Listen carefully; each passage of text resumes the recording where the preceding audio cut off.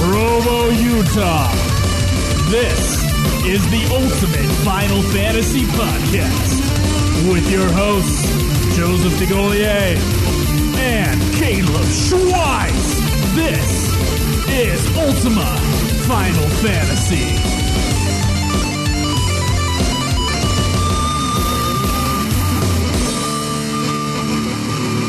Welcome, everyone, to Ultima Final Fantasy, the Ultimate Final Fantasy Podcast. I am Joe. I am Caleb. And today, Schweiss, we were going to do Kingsglaive, but you know what happened? We beat Seekers of Adoulin. Yes, we did. Thank you to our newfound friend, Solane. Oh my god, yes. What's the other one? Aliana, something like that? Something. Yeah, they have multiple accounts, whoever this Solane god is, and they decided that they were going to help us go through the final few fights. These were pretty tough, even with Solane, which Solane is someone who's been playing since day one of Final Fantasy XI, from what they've been talking, and they know the game inside and out. So having a companion like that alongside us for these fights was phenomenal. It was awesome. The best red mage I've ever seen. Yeah. By the way. Yeah, her red mage was sick. Just ridiculous. And that wasn't even the best character. The actual Solane one was way more powerful, but they were like, you know what, I haven't finished this content with this character. I'm going to switch over. Did make it a little tougher, but you know what? We made it through. If we were still stuck, I did write down every single piece of equipment she was wearing. Just to see, like, okay, what would it take to be a god red mage? Yeah. As far as stats are concerned, right? Right. There's still tons of spells that you'd probably have to find to obtain god status, but as far as the equipment goes, yeah. There wasn't an item on there that wasn't even on the wiki that they had? Yes, there was an item that wasn't even on the wiki. And I'm like, what? There's an item that's not on the wiki? Like, she's been playing FF11 for so long that she has found things that even the wiki, the all-powerful Final Fantasy FF11 encyclopedia, they can't even find. Yeah, that's god tier right there. So we topped off Seekers of Adoulin, and that was probably, what, 2 days ago? Yeah. I stayed up, dude. I stayed up until 3 in the morning to finish those cutscenes. And I woke up at like 6:45. So I think last week, or it might have been the week before, we were stuck on a boss. Yeah. And then it took me and Krinital 10 tries to get past that boss. And then we got stuck on the next boss. And then I was out, and then you guys met the Solane person. She helped you through that next boss, and then helped me after I got on later. Thank God. Yeah, that boss that we were on was a 2-part fight, too, and both of them were too powerful for us to kill, and you failed the whole thing. I think. Then we destroyed whoever the third to last boss was, and then we destroyed Theodore pretty well. Yeah. And then we had to fight Hades, the final boss of Seekers of Adoulin. And we, even with Solane in the party, still a rough fight. We had to do it twice. And I'm going to go ahead and say this now because we're going to talk about the expansion in a little bit. But this is the story of the final fight. The first time we go in, we think we're doing okay, but you can't actually see the HP bar of the final boss, which is... It's madness. Ludicrous. It's almost as if it was an old Final Fantasy game, but even then you could have scan or something and try to get the the information. And maybe that's in this game. I have no idea.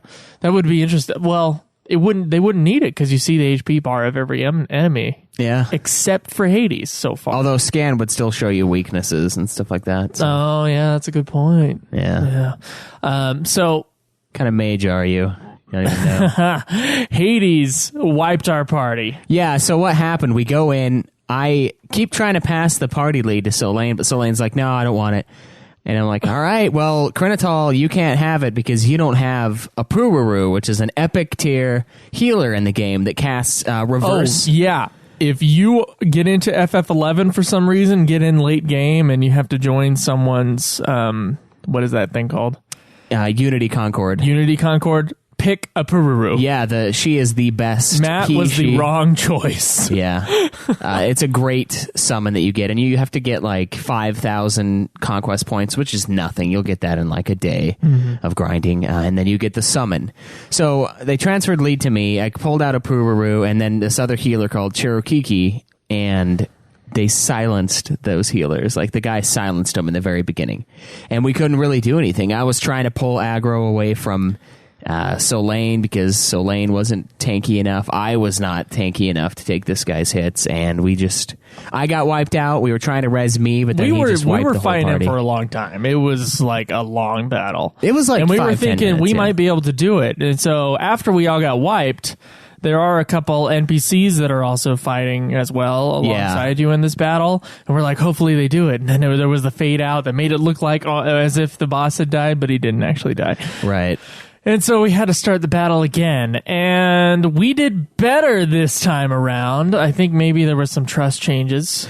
Yeah, well, the trusts got wiped this time, too. They were like, they just got one shot. One of them did. So after 10 minutes of fight. Yeah, it was deep into the fight. It was at a pivotal point. So that happened. And then people started getting picked off, except for me. I don't do enough damage to pull that guy's aggro. Right. And so Critital got picked off.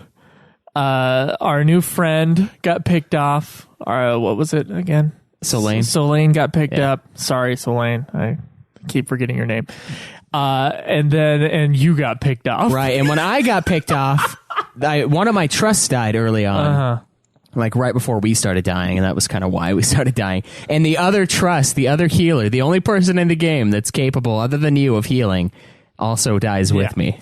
So I'm the only one left alive, and the NPCs are taking the dude's damage. Now, unfortunately, the next thing I do is I raise Schweiss. Schweiss keeps getting away from me, so I can't heal Schweiss. Yeah. Schweiss dies again, and then I decide to raise Solane, who doesn't take the raise automatically, so I'm still left with my dick in my hands.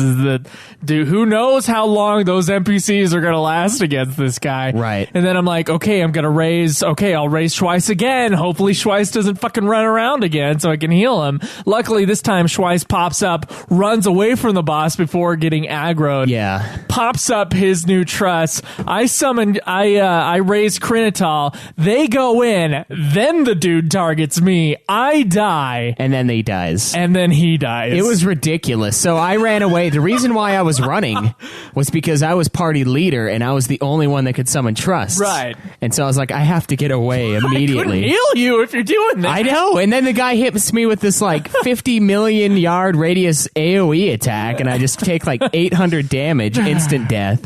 And then finally when I get over there and I'm like, all right guys, second wind, and then it ends. Like I pull out the two healer trusts and I'm like coming into the battle like fucking with my dong out like what is it, Braveheart. I'm like shaking it at him, run into the fight, and then it's just over. It was crazy though. Like it was a tough fight. It seemed like we were doing super well, and then suddenly someone would get silenced, and then we wouldn't get any heals, and we're trying to like bounce aggro back and forth. I'm like, okay, Crinital cannot take any more aggro, so I'm gonna pull it. Healing is almost impossible. This is odd because the area was kind of large for this final boss. Yeah, and so you were able to run around a lot. I couldn't raise someone if they were too far away. Yeah, the raise, you have to be like right up on them. You have to be pretty close for raise, and then you have to be mid-range close for cures as well. But so when I was like trying to cure you or something, you would just suddenly take off. My spell wouldn't go off because you ran off. Yeah, and then it would have a cooldown of its own. And so brutal. I don't know. I was trying to do all my support shit, and it was a rough battle. But luckily me as Jesus raising everybody and then taking upon the sins of the world right at the end. I saved the day. What can I say? Wouldn't I be Jesus though? Because I was resurrected. I guess you were resurrected, but I don't. Are you God then? What's going on? Did I die in that battle? I might have at the very died. end. Yeah, you died. No. Like I might have died midway through. How would you have raised? Apuru raised me or something. Maybe. I think I have an item that has auto re-raise. You might have gotten a re-raise, from yourself. All right, fine, you're Jesus. I don't know. It might have been the battle before. I could be mixing them up. It was good teamwork. It was fun. There was most of these fights up to this expansion were not too brutal. Considering how like badass our team was, that fight was ridiculous. Yeah. This game is either the easiest thing in the world or the hardest thing in the world. I know. I got into Rhapsodies of Adoulin, which is the last expansion to Final Fantasy XI. It's where we are right now. And I went in. It was after that final boss fight. I hadn't really healed. I just did my cutscenes and went in and, quit out and finally went to sleep that night. The next day I had booted up. I have like 500 health. I don't go to the Mog House. I go and I fight Siren. No trust. Did you solo her? Yeah, I did. Yeah, I soloed her too. She did like 120 damage to me. It was ridiculous. It took me like forever to kill her, right? Because she has a ton of health, but she does 0 damage. So I'm like, how is this the same game as something I experienced like 2 hours prior, where there's no way we all could have done it with that little health or without trust or any of those things. It's crazy, and I really thank all of those who helped us out. Yes, with the ambuscade grinding to get better equipment, and that was great. That last day we did that was amazing. We had a good enough party that we could take on the very hard, and we weren't really doing anything. Like, we were hitting occasionally and just kind of being there, giving support spells and stuff. But the other people, they were just trashing it. Yeah, we should get a list of their names and give them a thank you. Yeah, we should. I copied it down. So you did? Okay, we'll do that at the end of the episode. Okay. What else do I want to say? Oh, Rhapsodies of Adoulin. So I got some bad news for Baindrum and for anybody else who thought they were just going to join us on Rhapsodies of Adoulin. You do have to complete all the expansions previous in order to go through Rhapsodies. Is it all of them? It's all of them. Okay, because I know there's parts that require you to be at certain points in those expansions. Yeah, but I assume it loops back around. Including Seekers of Adoulin. Yeah, so sorry, Baintrum. This is the one. I'm sorry. Like, in order to beat it, you have to be to a certain point in those other expansions. Yeah, and he never started Seekers, really, which I didn't realize was a thing until like I started reading through the quest, and it was like, if you're not at this point in Wings of the Goddess, you can't pass this. And I was like, shit, is there one for Adoulin?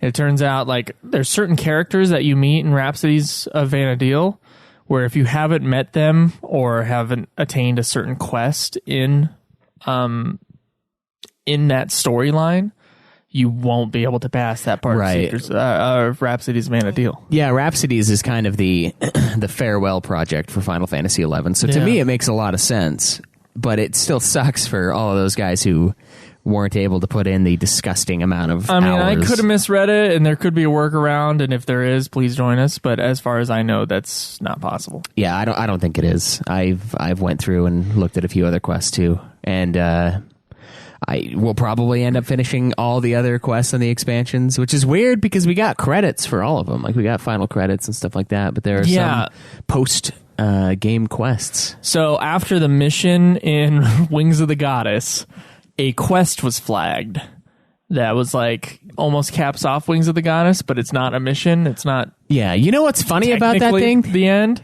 It starts off by saying, "Let's go take down what's his face." No, the Promathia one starts out by like saying, "Let's go take down Promathia." Like, that's in the quest header, and I was like, "What the fuck?" Because for some reason I thought you said we had to do something for Promathia, so I was looking at the Promathia stuff. Wings. There are extra ones after Promathia though, and I was like, "Oh my god, did I beat this guy?" And I was like, "I swear to God, we beat Promathia that night in like that epic crystal room." Yeah, we did. But the quest just says, "Get ready for Promathia," and I'm like, "Oh shit." But I ended up actually finding and flagging the next quest and kicking that into gear. But it's crazy to me. Like, we get credits, and then the game's like, "Nah, we're just kidding. You got more. You don't have to do it." It's just extra little story content that you don't necessarily need. Unless you're doing Rhapsodies of Adoulin. For some of them, there are requirements. Yeah, if you flagged something. Yeah, so. And we flagged it because we beat it. God forbid. We flagged a Wings of the Goddess one. Yeah, at least. I'm on that quest with you right now. We're like halfway done with Rhapsodies, I'd say, close to half. But there's like 3 quests and like maybe that many boss fights, and then a shitload of cutscenes, and the rest is cutscenes. So I don't really foresee this expansion being a problem to get through. No. What I do want to say, real quick, I'm going to do some plugs. Don't skip this plug section, though, because I got something important to tell you. You can go to youtube.com/Ultimate Final Fantasy. You can go to facebook.com/Ultimate Final Fantasy. You can check us playing the games and streaming the episodes live, 11 a.m. Utah time. Twitch.tv Final Fantasy. You can support us on Patreon. $1 a month gives you the episode as soon as we're done mixing them. And guys, if we owe you an episode, like an episode invite, we know we owe Bainstrom one. He did tell us that. Give us your schedule so we can work something out. Yeah, our schedule is crazy and all over the place, so it's kind of a moot point to tell you when we can meet. We might as well look at when you can meet. So. Yeah. And, of course, everything can be found at ultimatefinalfantasy.com, including our forums. Please, guys, ask us a question on the forums.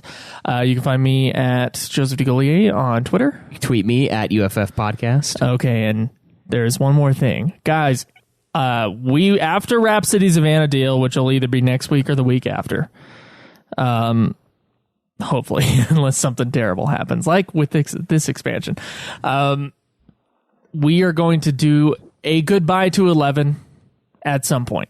Yeah. All right. And it'll probably be before Revenant Wings is reviewed, but we'll see.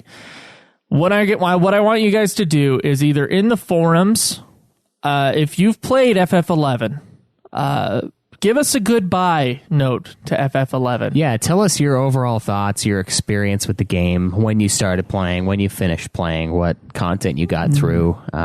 What do you feel about the game after all these years? Or even if you haven't played it, like, what's stopping you from playing it? What are you interested in? Are you going to play the mobile version of this game when it comes out and whatever iteration that is?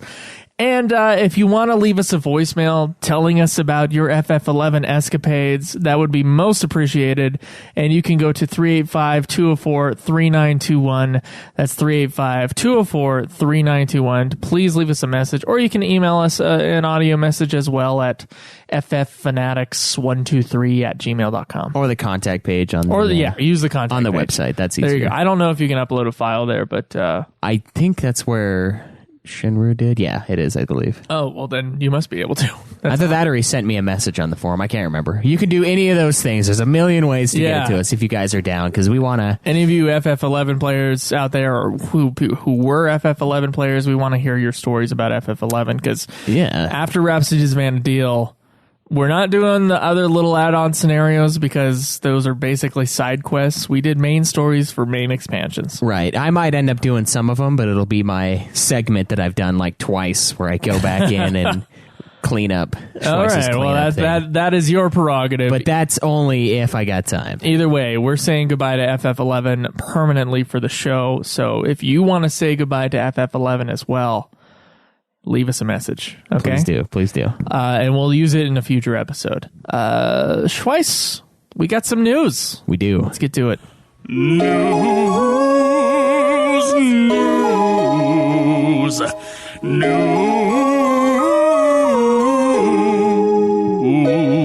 All right, real quick, we got a Dissidia Final Fantasy Arcade Ace battle trailer. And it doesn't work from the link, so we're not watching it. But if you guys are in Japan and you're stoked on Final Fantasy Dissidia, the arcade, enjoy the Type 0 characters coming through. My estimation is that we have 5 listeners in Japan. You think so? Yeah, based upon our stats that we were able to look up before. All right. Well, you 5, please. You 5, enjoy Dissidia Arcade. Submit us a review for Dissidia Arcade. There you go. And make sure it's in English. It can be broken English. Just make sure it's in English. Plenty of people got broken English. So Final Fantasy 15, there's a new little, some images, some cutscenes that show off customizing the regalia and a foot race with Gladio. Oh, another foot race thing, huh? Yeah, you remember that in FF12? Yeah, I remember that in FF12. I remember that in Kingdom Hearts. Yeah. That's like the beginning of Kingdom Hearts. You know, I never really played Kingdom Hearts, which is a shame, honestly. Yeah, you will for this show at some point. I will. You're right. And when that time comes, I will probably love it, from what I've heard. But as of right now, my experience with Final Fantasy foot races in FF12, not good. Okay, not good at all. And... yeah, so that's good that they're releasing more info for us, more side quests. I mean, I love little things that I can do, and since we're going to be spending a god tier amount of time on 15, why not, right? Oh, you bet your ass. I'll tell you what, though, that fishing mini game is probably the thing I'm looking forward to the most. It looks like this old PS1 game I have called Action Bass. How many times are you going to talk about Action Bass? I'm going to talk about it until it is number one on the PlayStation Store. It's like on Nude Clan when you guys talk about that I Frankenstein movie all the time. Man, you don't. It's like whenever bad movies come up, you have to mention I Frankenstein. I do. It's the worst fucking movie I've ever seen in my life. It has to come up. People need to know to not watch this thing. It's not worth the hour and a half of your life. All right, so Final Fantasy XII Zodiac Age has provided us with more footage, but yet again, dead link for it. This game is coming out in 2017. There's no official release date still, but I am pretty stoked to get into... it's going to have a remastered soundtrack. I just read that. Remastered soundtrack. It's I'm excited for it. I'm excited to play around with the Zodiac job system and kind of see what that offers. I think the gameplay is very interesting looking with the classes and whatnot. Mm-hmm. So for all of you guys who play Brave Exvius, which is probably not a ton... Lightning arrived and is actually gone. I think she's still there, but her rare drop rate is gone from Brave Exvius. What they're doing in Brave Exvius, it's like a daily login thing, and you can spend what's called Lapis to get summons. And for like a week or something like that, Lightning was available, and she was super rare. And it's until September 30th, so yesterday she was available. I tried to get her. I didn't realize it was such a limited thing with her extra rarity or extra drop rate. And I tried to pick up Lightning in the game, but I only had like 2 days that I was able to summon, and I didn't get her. But so she is available normally. It's just her drop rate increased. I do. Is that what you're saying? I believe so. Okay. Yeah. All right. Yeah, they're featured summons. So as featured summons, there's a major boost to their drop rate. But the drop rate is super low for Lightning, and she is the best physical fighter in the game right now. It's her ranking is like number 1. And I saw a video of a guy who spent like $200 in the game. You can stream this game on YouTube apparently, which is something I might do if I ever catch up, just for the hell of it. This guy spent like $200 and went through and did like mass summons for Lightning, and he still didn't get it. Oh. Yeah, and Dwayne, my roommate Dwayne, I think he said he spent like $100 total on the game, and he's got 2 Lightnings. I will never play oh shit. No, I totally have spent $5 in Candy Crush. Well, you know what? Think about it though. Like Dwayne plays this game at one point. He plays it at work at his desk, and it's like a passive kind of game. You can make it that way. And he plays it for like 7 hours a day. So to him, it wasn't a big deal to spend some money on it and get some Lightning drop rates. So I don't know. We spent money on Pokemon Go, so why not? And when we stopped playing it, but there was like a real world aspect to Pokemon Go. We would walk. Until they fucking ruined it by taking away the little tracker thing. So it's like, here, walk randomly in this like 900-foot radius, and maybe you'll find something. Fucking, they had the greatest thing ever, and they fucked it. All right. So World of Final Fantasy, we got some more images and Titus gameplay from the EGX 2016. Look at that, Titus. Look at that. He is more hateful as a big-headed plush toy than he is in the real game. Right? Yeah, you have more animosity towards him. Even more animosity. Way to go, Square. Yeah, of course, this World of Final Fantasy is coming out on October 25th in America, and 2 days later in Japan, because we're way better. And then Europe after that. What can you say? I can't say anything other than that. So, I have not seen anything like this in my life. All right. We have World of Final Fantasy and Tokyo Police teaming up to end traffic accidents. Now, this is super weird. Square Enix is set to release the World of Final Fantasy on October 27th, and the Tokyo Metropolitan Police have decided to utilize the game's release for a collaborative campaign to promote traffic safety. They're putting up these signs at intersections so that people, like, I don't know, they concentrate, I guess. Put an end to traffic accidents. It says, the poster reads, "Traffic accident final declaration. Make it not end in fantasy." So essentially it's like, get off your phone. Wow, that is... It's weird because... I guess, I don't know. It would make more sense to me if it was right now and it was like a Brave Exvius or a Mobius Final Fantasy poster, because those are mobile games, and it's like, hey, Get off your phone. Pay attention. But this is also for like the 3 people that drive in Japan because everyone just rides the train, right? No, that's not true. But yeah. So that's kind of weird. That's fun little PR there, and I don't think that would really work here. No. Yeah, whatever. So World of Final Fantasy also has added Tifa and Iridia to their roster.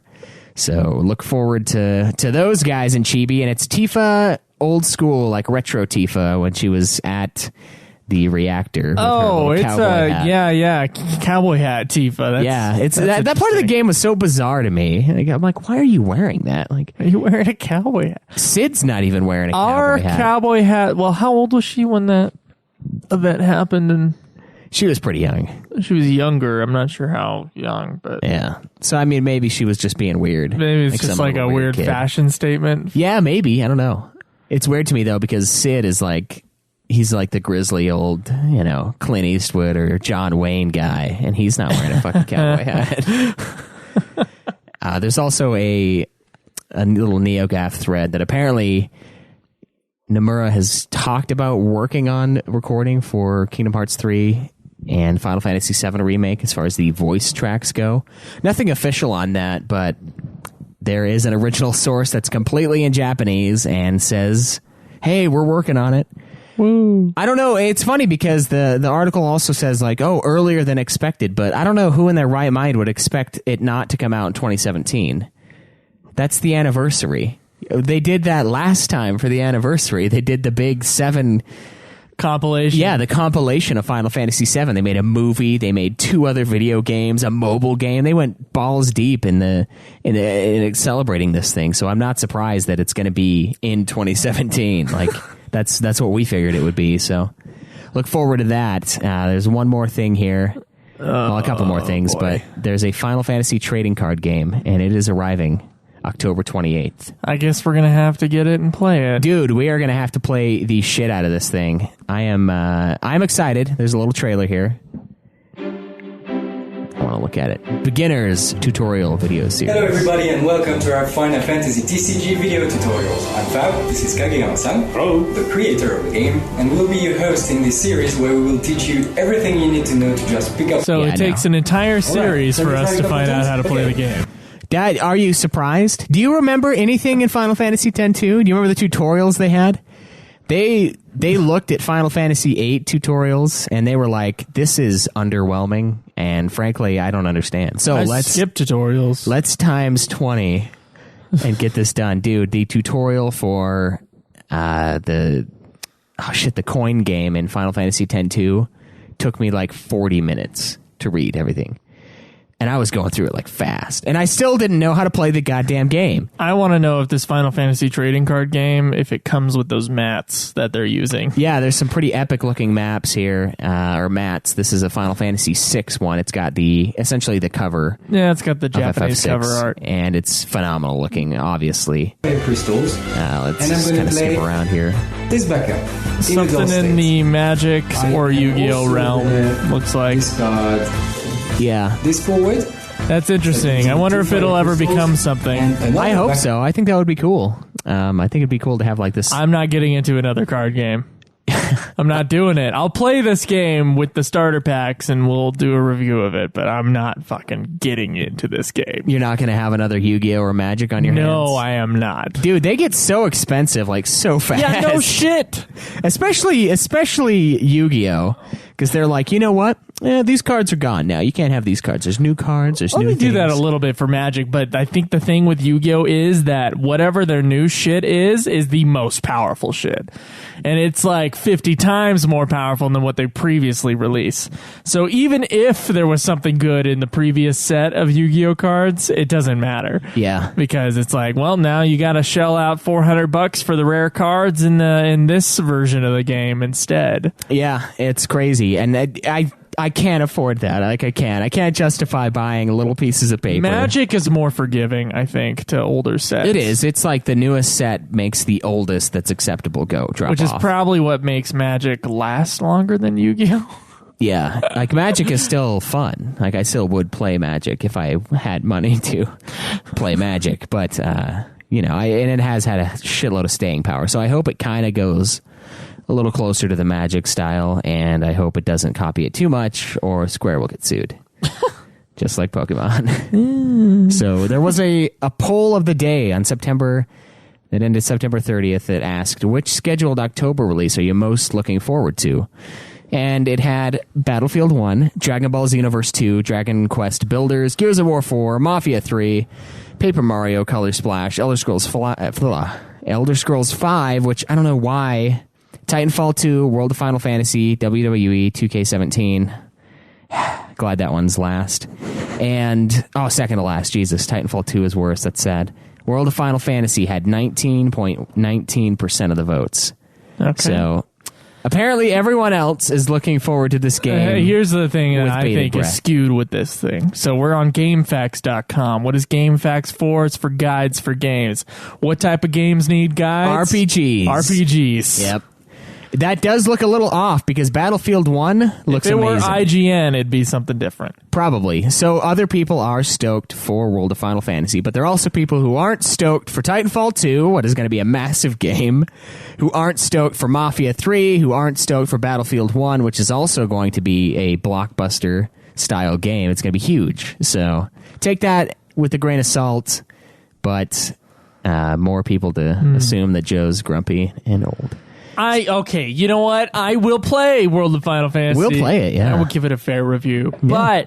But their advertising blows ass. Yeah, it's kind of frustrating. And so I don't know. It looks dull. You remember that thing in Final Fantasy 15 that we were talking about a while ago where we're going to have music from the Final Fantasy series playing on the radio in the car? Do you remember me mentioning that? I have a vague recollection of that. Well, they have released the soundtrack that they're going to be playing. Yeah, it looks like there's about 10 to 12 tracks for each Final Fantasy. We've got battle themes, victory themes, Tower of the Magi from FF2. We've got Crystal Cave from FF3, which is amazing. Final Fantasy IV, the airship. Are there any soundtracks that are missing? That's all I want to know. No. Jeez. Through 10, through 11, we're looking at 12. Includes, 11 expansions. 11 expansion themes. Yeah, dude. They are doing it here. And one of the other cool things is Dissidia also has themes, remade themes from the series.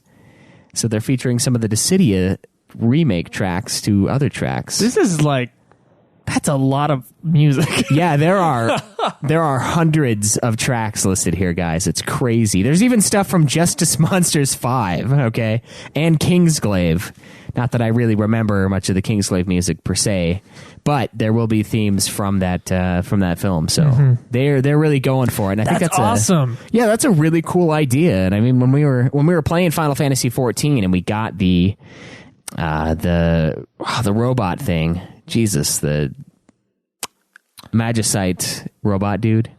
For some reason, I am failing to remember what their name is. But when you get to that quest near the end of the 1.0 content, or 2. Whatever the fuck, since they had to remake the whole game, the Magitech armor, that's what it is, sorry. Yeah. Terra's theme playing while you're walking around in that. That was phenomenal. Yeah. That's something that I absolutely loved. So 15 is kind of bringing extra life into that with this radio station or the radio playing themes from the old games. That is genius. Yeah. Absolute genius decision. It is, and it's Cosmo Canyon's in there, so I'm okay. I can live with it. To Xanarkand was not, which is bull, but I can kind of see it not necessarily matching tonally to the 15, but I don't know. I don't know either. Okay, well, Schweiss, let's talk about Secrets of Adoulin.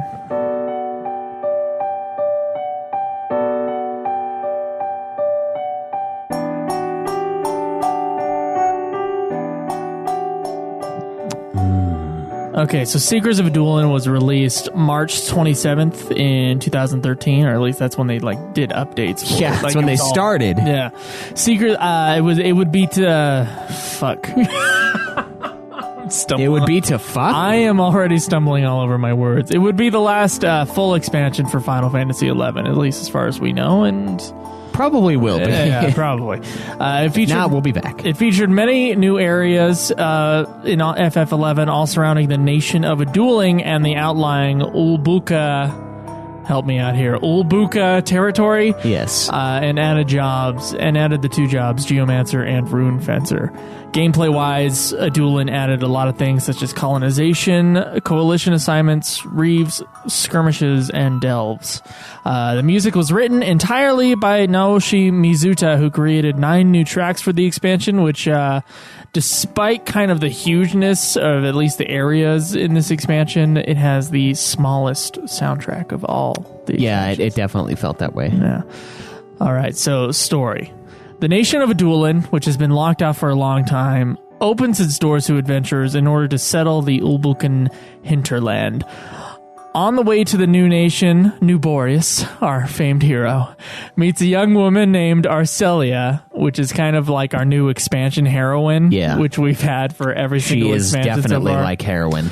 Wow. Okay. She tells Noobrious to register as a pioneer with the Pioneers Coalition, and the expansion basically begins from there. Oh, yeah, does it? Because I don't think it fucking does, Joe. You know what I think happens? Actually, yeah, go ahead. I think we have to sit there and wait for random currency to be auto-generated into our account for 10 days of real time, and then we can begin the expansion. We can start actually. We gotta like earn our way up through the ranks of the Pioneer Coalition by doing these ridiculous things. But in order to do, it's as if you were going to a volunteer center or something. Like, it's odd.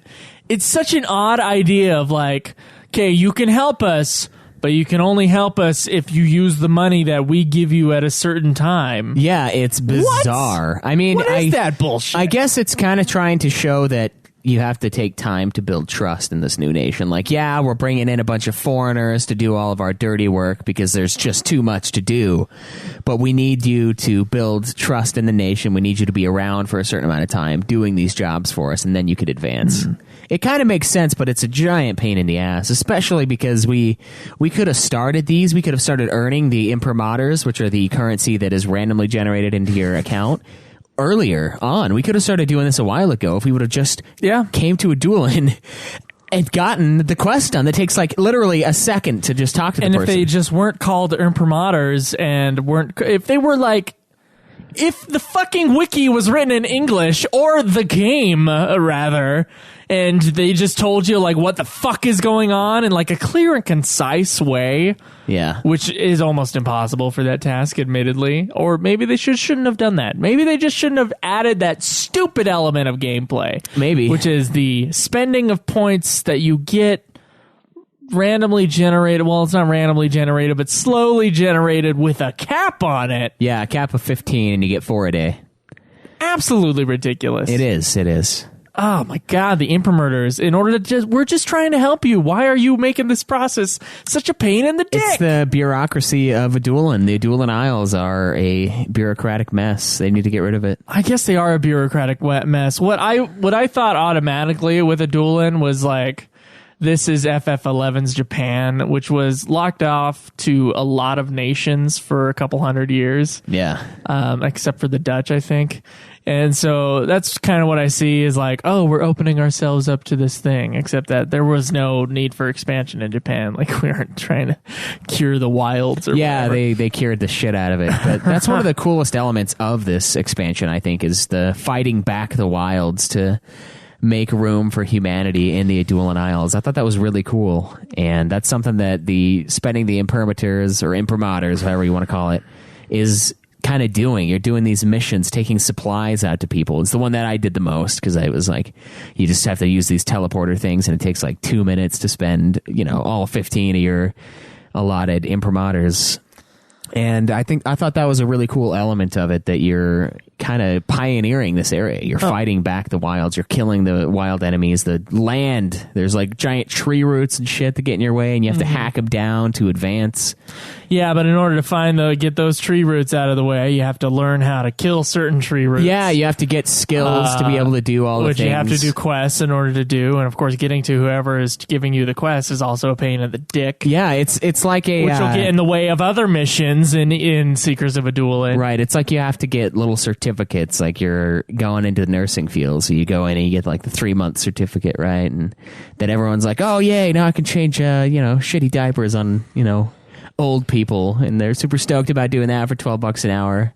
And then you get the next one where you can break down boulders. Now you're talking like, 6 months of schooling, a little more advanced. You're making a little more money. You're getting into better areas. Yeah, you can poke them with the needle. You can draw blood. And then it just goes up from there. And honestly, those were frustrating in the beginning because it's Your like, metaphors, dude. How can I, I'm like, how can I not cut down this root in front of me? Like, do I really need to learn how I to can cut see, the root I could down? totally climb it. In real life, I'd be able to climb over Yeah. that stupid root. And I can hack it with my axe that I am level like 200 something with. I know that axe, okay? I could cut that fucking tree down. But no, we got to do little quests for it. Oh my god. So there's a ton of stuff to do. The bureaucracy of Adoulin. Yeah, you have to go get like a license to be able to cut the tree down. Yeah, and it's as if the game makers, the people who made this thing, were like, oh, look at all this cool new stuff you have to do. But to me, it's like, look at all this terrible stuff that's in the way. Yeah. And it's because we're not MMO players, honestly. We're not huge on MMO, so we're trying to get to the end of the content because the story is what's interesting to us. That's what we're in it for. We're in it for the content, the story. But we had a lot of I'm in it lot of just to side say quests. I did it. Yeah. At this point, yeah. All right. I mean, that's why we played 11. I stated I did it. I played FF 1 through 14 in a row, and I beat 11. Yeah, that was the original plan. Right. That was what we wanted. So it turns out Arciela, this girl that you meet, she is the sister of the Grand Chancellor of Adoulin and thus a descendant of the former royal line, which doesn't mean anything yet. The Pioneer Coalition tells Nooborious to uncover the secret of the Leafkin for some reason. A race of leafy beings, I would say. They're almost like the sylphs. Yeah, they're more like little things, little heads of cabbage, but they talk. Yeah. It's weird. And you meet with Count Dracula.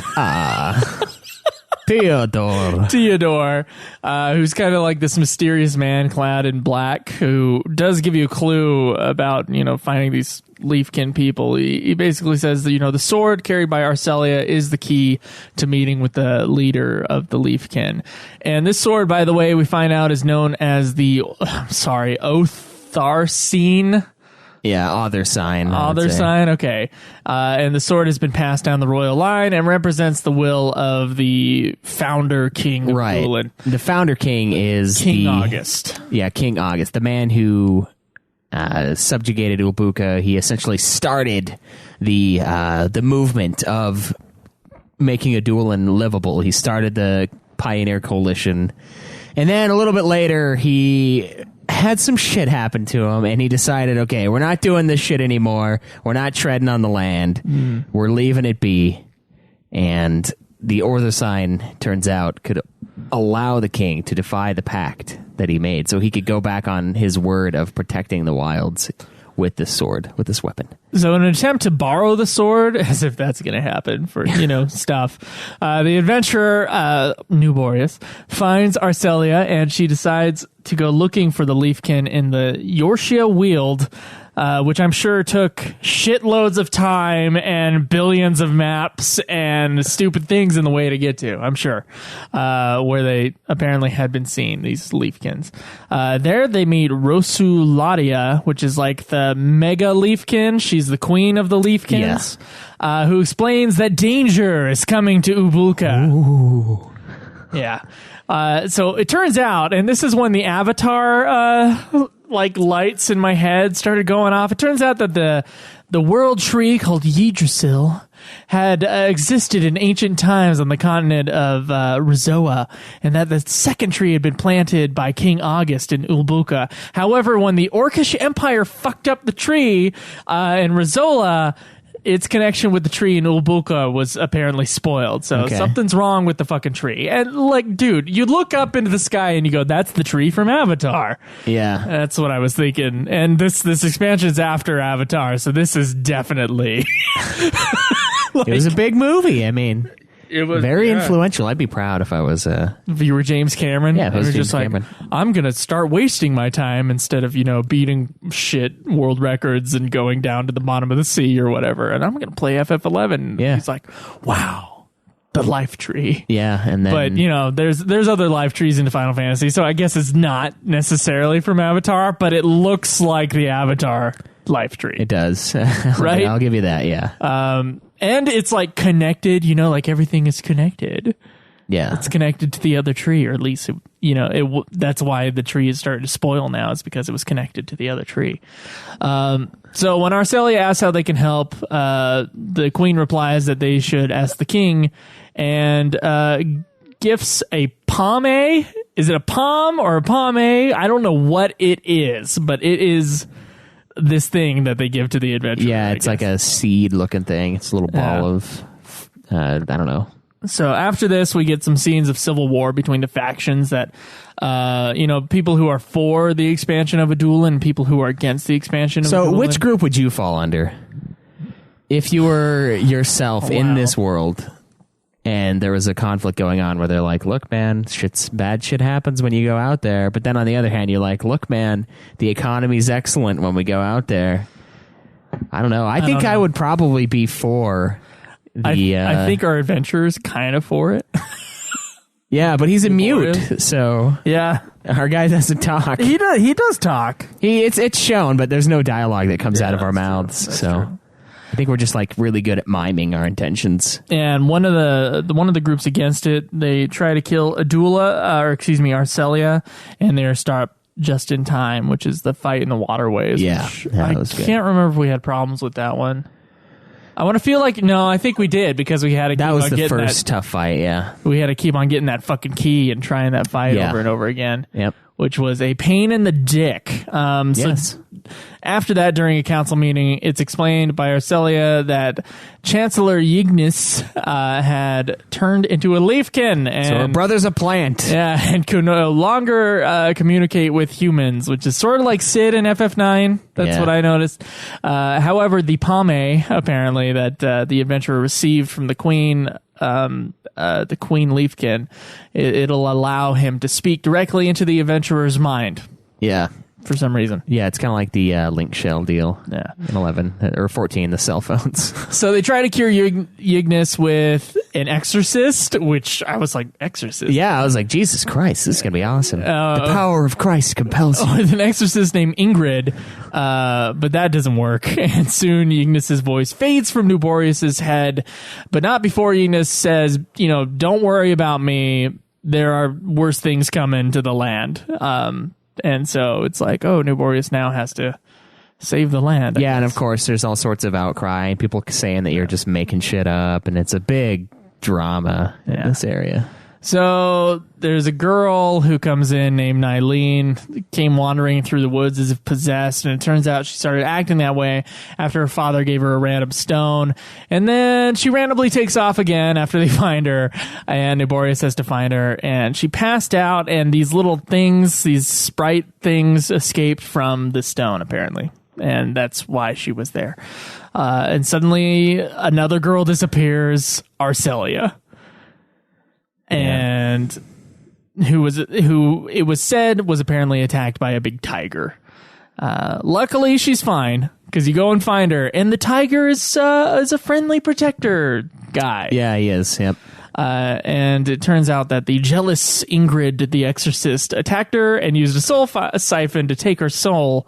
Ingrid flees, but Nooborious saves Ingrid.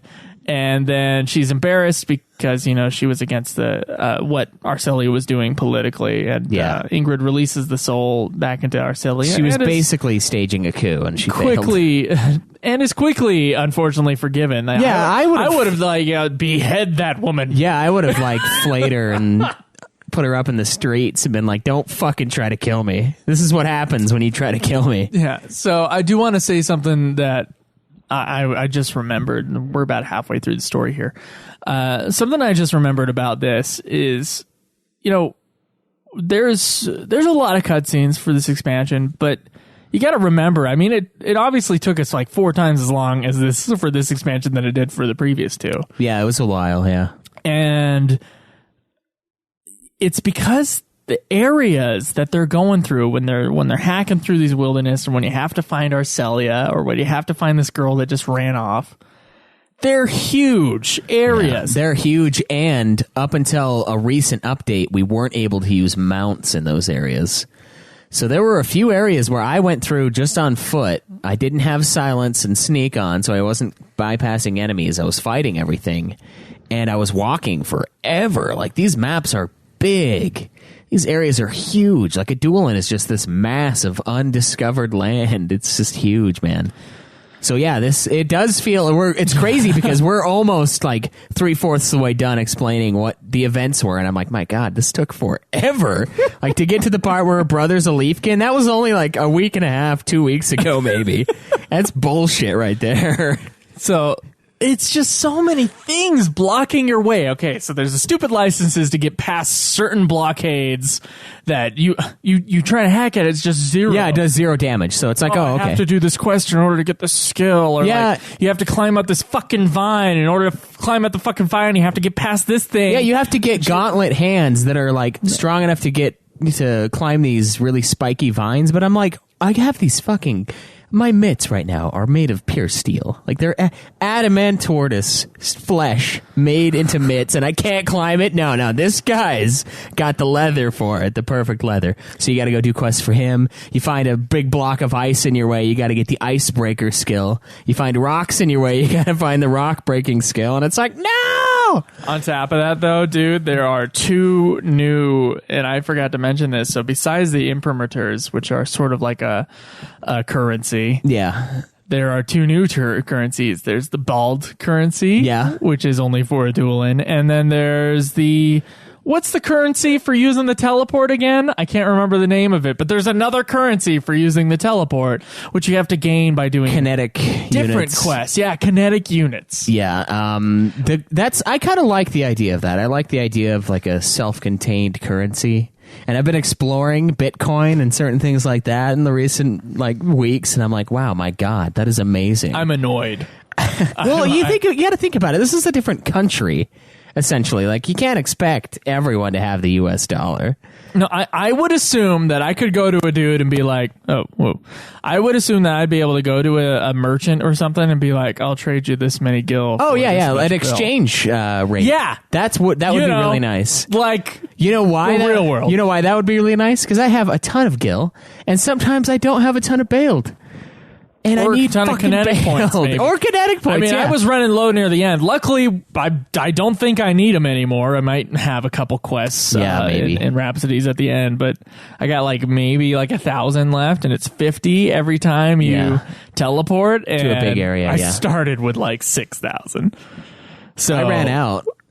Oh, you can trade. You wow. can trade crystals to those teleporters, and you'll get more. Oh, that's though. good. It's way awesome. Yeah. After you get Signet cast on you in Bastok, and then have to go and fight some shit and drop crystals. You're right. You can buy crystals; they're pretty cheap. Plus, I went around. Was it 1-to-1 ratio, or did it give you a few? It was more. I think I have 1,000 now, and I just traded 50 crystals, 48, something like that. Okay, well it's decent, terrible. but I was freaking out because I was using the imprimaturs to level grind, because when you go do one of the Syzak Battlegrounds delivery quests where I go around and I basically have supplies and I deliver it to the troops kind of trying to settle that area, it costs me 65 units each time I do it. So I would be like, okay, I'll do that because I get 3,600 experience for completing one of these quests. So I'm like, wow, every 3 days I basically get a free level. I get a free merit point for using this thing. So I was like, hell yeah, I'm just gonna do it. And then I did it, and I was like, oh fuck, I'm out of the kinetic points, and now I'm gonna have to do these quests to go do it. And I'm like freaking out. I don't want to do it. I'm like, no, dude, I just want to be done. And then I find online that I can trade crystals to it, and that was beautiful. So if you ever are concerned, if you ever make it to Adoulin, just use the crystals on the teleporter, the little blue teleporters, and you're fine. So days later, after a few more people disappear in the woods, including a world leader whose name I forget, Arcelia tells Nooborious that she believes that they should go to the summit of Mount Khmer to talk to the dragon there. Basically, Arcelia has been spending a shitload of time in the library, and so she's learning about the world around her. Yeah, she's going Sephiroth mode on this. So this dragon's named is Sajaka, I think. who explains that the seals on the pass are being taken away and that Hades will eventually return. Now, this dragon dude is one of the coolest looking things in the world. First off, he doesn't trust you, and you have to do some quests to like earn his trust. Yeah, you have to basically go research stuff in the library. And he's like, sort of like the Mist Dragon, and I want to say it's FF4 or FF6. I can't remember which one had the dragon in it. But like, God, I'm gonna get shit for that statement right there. Is it at the very beginning? It's like the Mist Dragon. Is that in FF4? Yeah. Okay. Caleb's telling me it's FF4. Yeah, that's not FF6. There was the Esper in FF6 at the beginning that I'm getting it mixed up with. He's sort of like that. Is that, yeah. Is it, it's you digging your own grave. Yeah, I'm glad that you brought that And then back. I'm just standing there watching. Not helping, just supervising. Joe's an old man. Yeah, go die in your hole. Yeah. So this guy, he's an incredibly cool white dragon dude thing. Yeah. Yeah. I dig him. He's pretty awesome. Our heroes try to get a new world tree sapling to plant in the labyrinth that holds Hades to try to kind of stop him. And after some annoying quests with some dragon scales and the search for Lefalia, the tree is eventually successfully planted.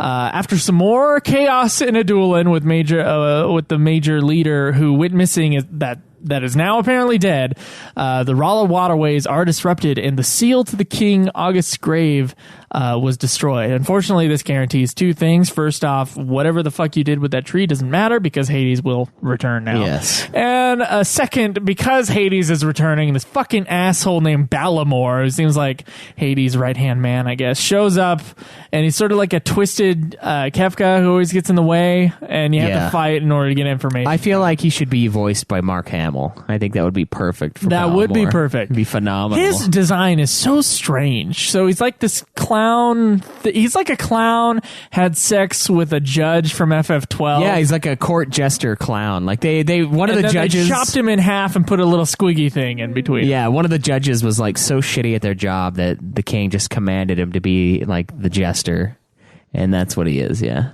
he is bizarre. When he showed up, I was like, "What in God's name?"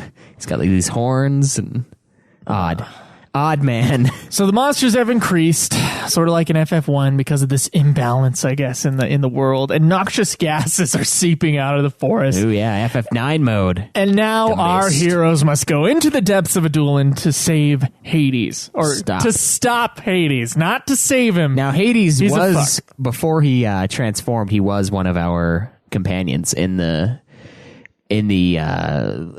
like rivalry going on in Adoulin. He was one of the higher ups, one of the leaders, but he like died, I guess, got possessed. So yeah, it's weird because we're seeing our old companion, but he's like totally fucking evil now. Oh yeah, that's right. Yeah, you're right. I was trying to think of what you were talking about. Yeah, we had a companion who was killed, quote unquote. I'm not sure if he died. Hades. I think he was more along the lines of possessed. Now, and then it goes Diablo mode at the end where it's just like, oh, is he gonna make it out? And then he's like, turns into this big thing, and I'm like, no, he's probably dead. So Theodore, Count Dracula, who came from Hades' world, apparently challenges Nooborious to a fight, loses, and reveals that Hades and him come from this other world where Hades was able to use his lust for power to basically become a god before being sealed in Adoulin by King August. So after a fight with some crazy people popping in and out of different dimensions and shit going all over the place, with like some stopping of time and then like continuing of time. I don't even know how to explain it, guys. You'd have to see the cutscene. Our heroes defeat, spoiler alert, they defeat Hades, and Arcelia, she doesn't take the throne, but she basically becomes the de facto leader for Adoulin. Right, yeah. It seems kind of like it's almost like how it is in Great Britain for Adoulin. At least that's kind of the feel I get. Like they don't really have a ton of power necessarily. They're just kind of, hey, I'm the queen. They're like a spokesman. Yeah, they're mostly a congress or a parliament that runs everything in this area. Yeah. So the queen has to really convince everyone, hey, we should do this. It's not like, oh, fuck you, we're doing this. It's, come on, technically, guys. because it's a small group of people, it's not a large group of people, and I don't think they vote these people in. I think it's technically a dictatorship. It might be, yeah, because it's just the leaders of each faction. Yeah. Yeah, that's crazy, actually. No wonder they hate each other. They're all assholes. I mean, unless those factions are like voted in, which they might be. They could, yeah. I imagine it more as like, I don't know, founding members or... maybe, though. There could be some sort of vote. It's never really explored. No, it's That's not. interesting. Maybe it is this like dictatorship off in this island in the world of Vanadil. They're just like fucked up. So I want to talk about, for a second, the legacy of this expansion especially. Unlike the two previous expansions, Treasures of Oturgon and Wings of the Goddess, which sort of came and went, and they added some stuff to the game, and the game didn't really change in its sort of central how the game works. Right, yeah. Since Seekers of Adoulin, FF11 began experiencing some serious nerfing. Right. Except in the expansion itself. Right. This expansion was meant to make everyone get to this expansion really quickly. It made all the requirements for earlier things. Leveling was faster. Bosses were easier. You could get your level cap way higher and go through the content. Everything was super simple to get you to the part that's fucking bullshit. It's bad. It's insane. So it was meant to get new players into the game further, like you just said, and it sort of was to allow it to compete more with casual MMORPGs that started to, I think, take over the world. Before this, they started to take over the world, such as World of Warcraft. Unfortunately, this had the unintended consequence of making people who were especially fond of sort of the old days or the challenge of FF11 leave the game and then complain to us on Twitch about all the changes to the game. Yeah, there were some complaints. They were like, man, this game used to be epic. Now it's like easy. Yeah. But just wait. So, I mean, they started doing these updates, and Adoulin wasn't like they didn't just like put it out. Adoulin took forever. It took some time. It took to years like finally get up to it to release everything. So, but you know, it was pretty much. It was so far along into FF11's time. Like it was 11 years since it was released. Yeah, that's when Seekers of Adoulin was like finished. Yeah, and players basically thought that it would be the game's final expansion, and for a full expansion it was, but there is a partial expansion, one that concludes the FF11 saga, and it came in the form of Rhapsodies of Vanadil, which of course has been during our run of this podcast. Yeah, it came out last right around the time we played it last time. Yeah, I think the first last third. December was the last of it. Yeah, last December. So pretty damn recent for a game that's been out for almost as long as us. 2003. Yeah, right. So that's kind of like the legacy of Adoulin as I see it. I think there's players in the game who, once they got to that end game content, I think they're exploring it fully.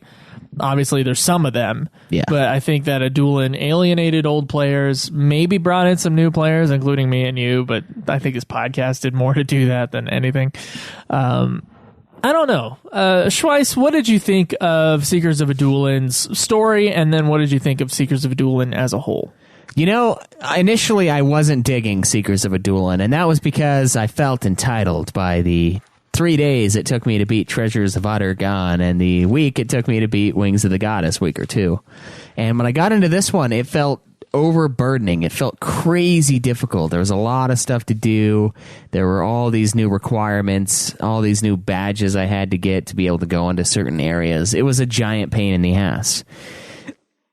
But then, once we finally got used to that, and we got through those little quests and everything like that, I started to really enjoy it. I dig the story. I dig the idea of this flowering nation. It's been around for a while, but it is still early on as far as like expansion and clearing the wilds, and I dig the pioneer aspect of Adoulin a lot. I like that this game is insanely hard again. I enjoy that I had to go around and shout and be like, hey guys, help!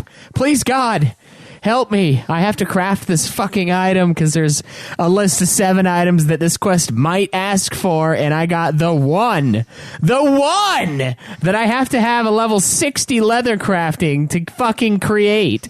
So I called out and I did this for like an hour until I found somebody that was, thank God they were willing to make this for me. And I was able to pass the quest. This game has come back to what it was initially. It is a multiplayer game. It's an MMO. The last few expansions were very single player. They were very Final Fantasy XIV-esque. And this one brought it back to its roots, and it fucked you hard. Fights were sick, And I don't necessarily think it alienated the existing fan base at this time, because people who are deep into the MMORPGs, they were probably way better equipped to take on some of these challenges than we were when they got to this particular point in the game. I feel like it might have alienated some that were going through it in a similar fashion as us with the difficulty spike, but with the fact that the expansion was released periodically, that gave you time to build everything up and then finish that quest line. And then, in the meantime, the 2, 3, maybe even 4 weeks until the next little patch update, you can grind out imprimaturs, or you can grind out those extra little quests to get the abilities and etc. So I feel like it gave you a lot to do, and it kept people coming back. And I ended up actually enjoying it quite a bit. I thought the story was solid. I thought it was interesting politics-wise. I didn't find it as... I found it more gripping than the stuff at the end of Final Fantasy XIV, I would say. Although not as awesome in the cutscene department, because 14s are, epic at the end with Raubon and whatnot. But I found myself enjoying it quite a bit by the end, and I thought Arciela was a charming lead. And I'm glad I scored once again in this Final Fantasy XI game. Oh, what about you? Twice I have the exact opposite feeling that you do really? about this expansion. First off, the story was uninteresting to me until they said that we have a bad guy named Hades. And that was in Act 4.5 of 5 acts. I thought that the idea was cool, but the drama surrounding the idea... Okay, when I say the idea, I mean, we got this new land and we're pushing through this new land. Yeah. Thought the idea was cool, but actually experiencing the story, I was bored to death and my eyes were rolling into the back of my head. There was nothing as powerful as Chains of Promathia. There was nothing as interesting as Wings of the Goddess with the time and the disappearing girl and stuff like that. Yeah. So story-wise, it has basically all the same things that we've seen in previous stories. There's a girl, there's baddie, we have to go kill the baddie eventually after all this bullshit stuff. And this was just the most boring version of that tale. In my mind, that was the most boring version. It had a couple really cool cutscenes at the end, like they all do, except for the first one. Yeah. But I was deeply uninterested in what was going on in the story. On top of my hatred for all the bullshit bureaucracy in this game.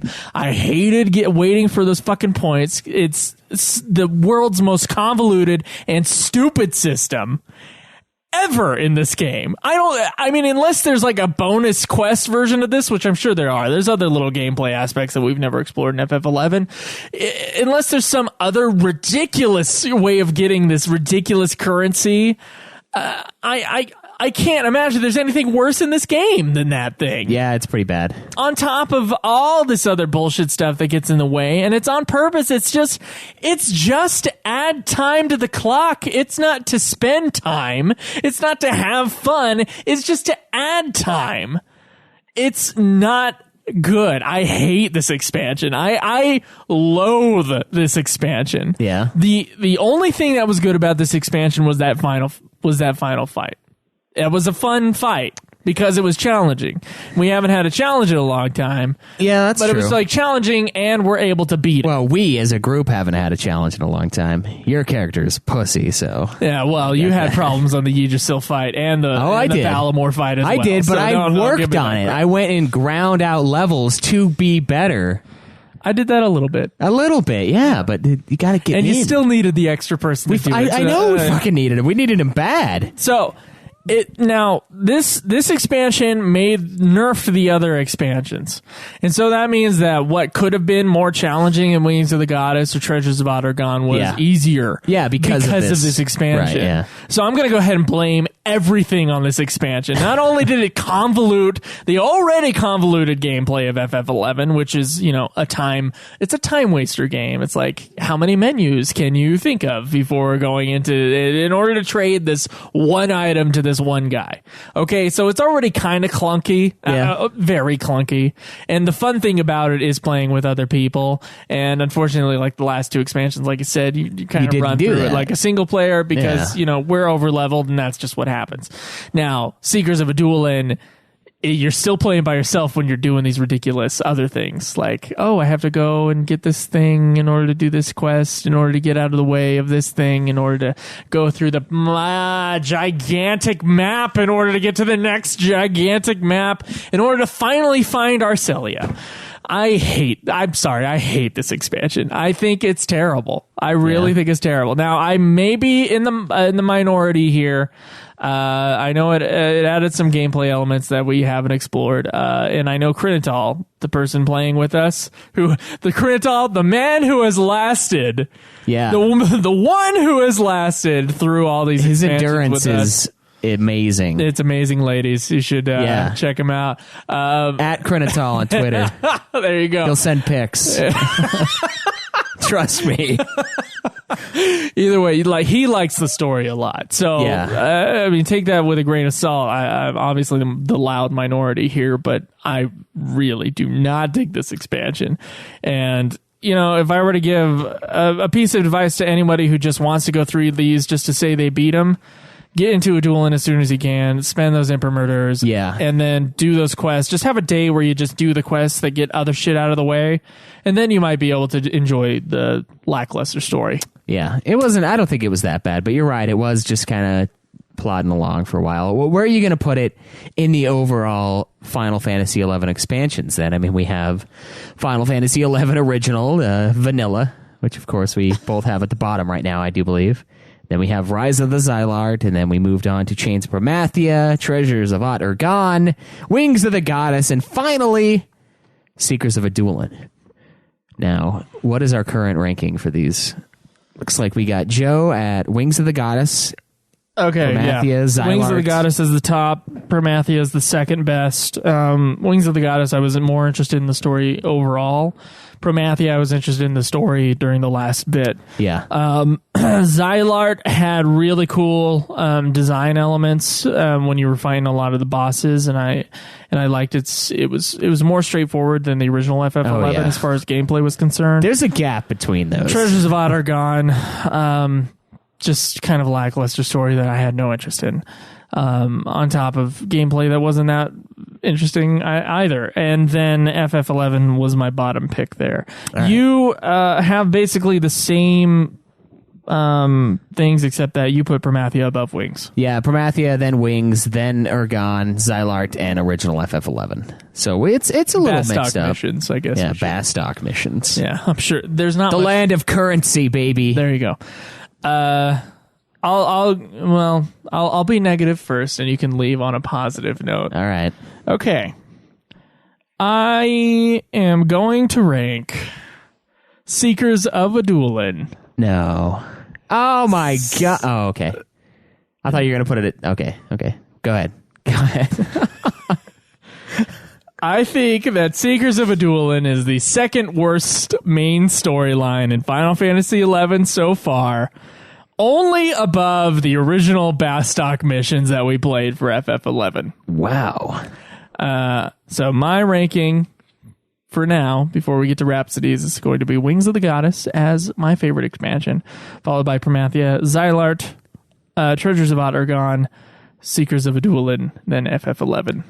All right, fine. I thought you were going to put it at the very bottom, and I was like, dude, no, you can't do that. Do you remember what happened in the beginning? No, I was going to quit. I do remember. I was going to cry, and then I was going to quit the show. I was going to quit the show with this expansion. Oh, really? Yeah.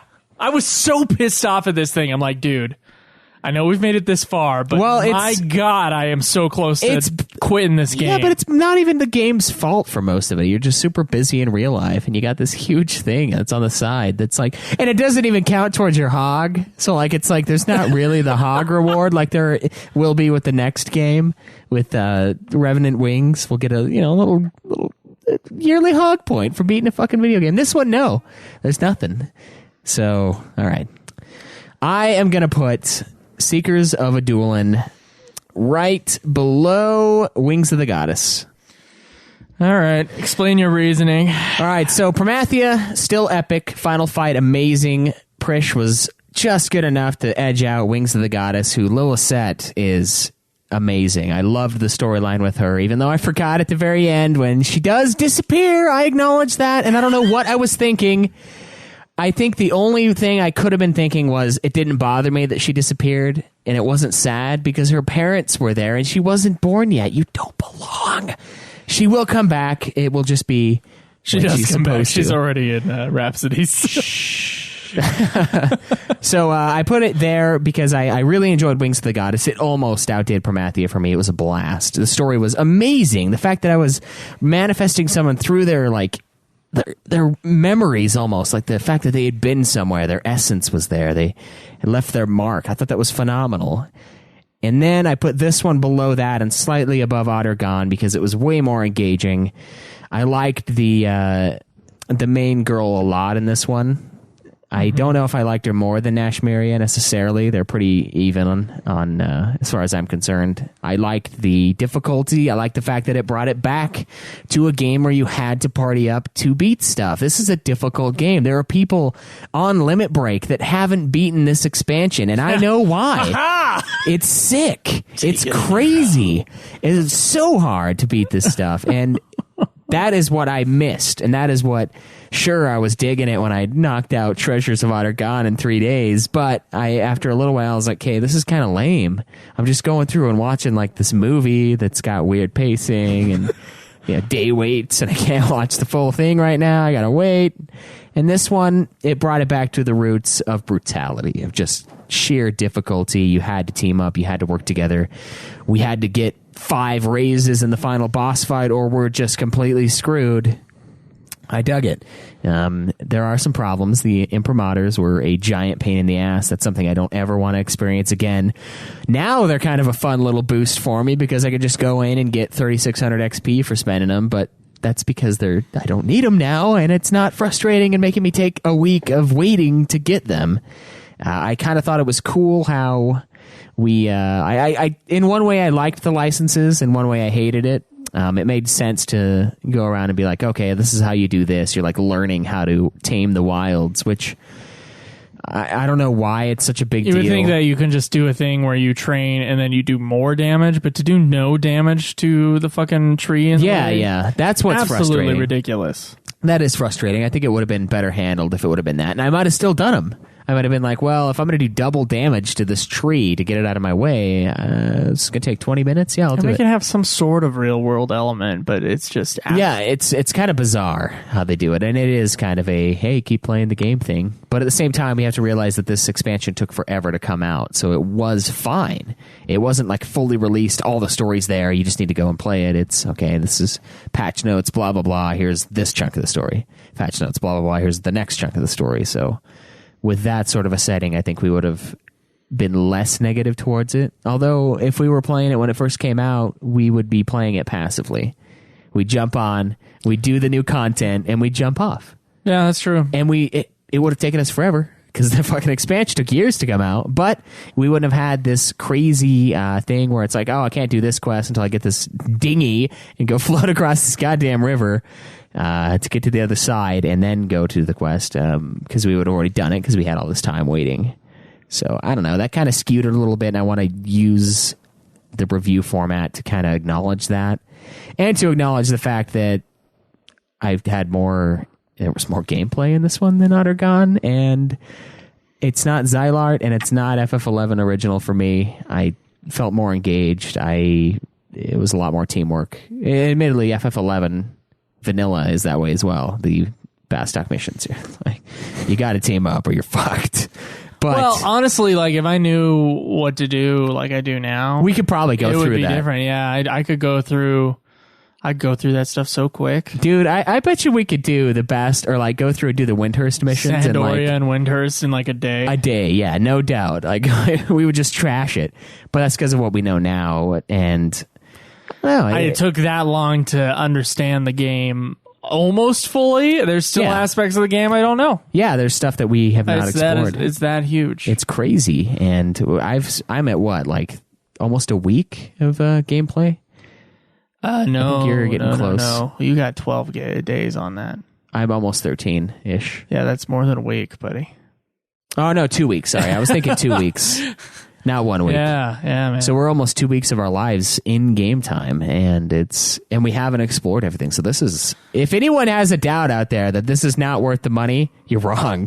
It's totally worth the money if you're willing to put the time in. The fucking client is free. Yeah, the client is free now, guys. Download FF11. Go to the FF11 website and you can download it. Now, the monthly expense is still the same, but yeah, $12. But I mean, geez, you can spend tons of time in 1 month's time for this game. If you want to. Yeah, and I personally am not the type of person or player that is interested in doing that much. Yeah. Of, very, very little increase in stats and very little increase in everything. It's not a rewarding game in my mind. It's very grindy, yeah. Yeah. I don't know, though. I could definitely tell I was doing a lot more damage at the end. And it's because of those little stat boosts.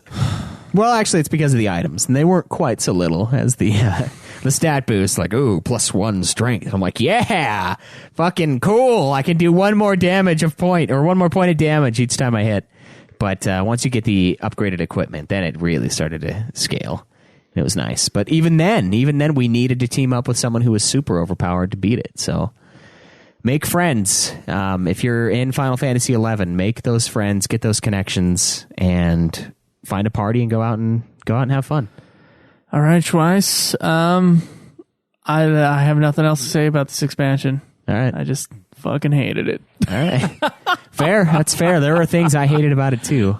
But there were the cool cutscenes at the end, and a fun boss fight experience, I would say. Fair enough. Okay. We're actually a good hour and almost 30 minutes into our episode. Really? I guess maybe since it's a review one, we normally don't have questions. Normally not. For these expansions, we've always had time, but for this especially long expansion, perhaps not. So I think we're going to have to save the questions till next time. Our real quick though, our question from us to you last time was, what did you think of Kingslave? Right, and that's either going to be the review for that's either going to be next week or the week after, depending on how much Rhapsodies of Anadil we get through. We want to be moving on, guys. I mean, 11's been part of us for so long, and there comes a time where you have to say goodbye, and that time cannot get here fast enough for me right now. Even though I'm digging it, it's just like I need something. I need something that I can hold, something handheld, something not at this computer, something I can take places and play, and I can't with this. I'm excited to get to Revenant Wings. Yeah, it's a game we've never played for a moment. It's crazy. I'm excited for that. Just gonna remind you, please leave us iTunes reviews. We did get a new one this week, and we'll read it next time.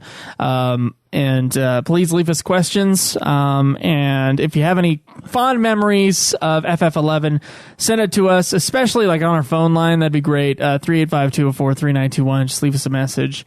And, wow. Is there anything else? youtube.com/Ultima Final Fantasy. Twitch.tv/Ultima Final Fantasy. Facebook.com/Ultima Final Fantasy. Support us on Patreon. If you give us $1 a month, we will give you the episodes early. Yeah. And sometimes there'll be extra episodes on there. You can tweet me at Joseph Dealey. Me at UFF Podcast. Our website is ultimafinalfantasy.com, and we do have a couple other shows. Nude Clan, our video game podcast, which is awesome. We just reviewed Diablo 3. Yes, amazing game. And We got the Godzilla podcast if you like Godzilla movies, and we got Super Sexy Swinging Fan Fiction still alive. That's right, still breathing. Swinging, yeah. And Getting Fat has some new episodes talking about our Indiegogo campaign for Emmanuel's Song, which is a short film, which I'm sure some of you guys got an annoying email about it. If abuse of power. If you could please check out Emmanuel's Song on Indiegogo, see if it's something that you want to back. I'd really appreciate it. And also check out our Indiegogo, or excuse me, our Emmanuel Song specific podcast on the Getting Fat feed. Right. We're going to do that bi-weekly. We're going to kind of give you guys updates as to where we are in the funding, in the production. I mean, we're going to start looking at actors and stuff like that in the next week. Yeah, right? we're doing casting calls. So there's going to be a lot of cool stuff on there. And then we kind of just dink around and talk about movies, which is something that is almost impossible to get this bastard to do when there's a mic in front of him. So, well, no, I do. I go on tangents on movies, but not to like specifically talk about movies. Yeah. So if you always wanted to hear us talk about movies, I mean, this is what you get. It's Emmanuel's Song. So go on the Getting Fat feed, and next week there will be an episode at the end of the week. Right. Besides that, Schweiss, I think we're done here. All right, guys. Well, I guess until next week, enjoy the grind. This has been another production of Ultima Final Fantasy, the Ultimate Final Fantasy Podcast. The show was produced by Joseph DeGollier and Caleb Schweiss, with music and editing by Joseph DeGollier, parodies and clips from their respective authors, of course. You can get all of our episodes as well as our Let's Plays at ultimafinalfantasy.com. You can also contact us on Twitter at UFF Podcast, as well as our contact page on our website. Be sure to subscribe and review our podcast. Your reviews may get read on the show, and look forward to the next episode of Ultima Final Fantasy, the Ultimate Final Fantasy Podcast.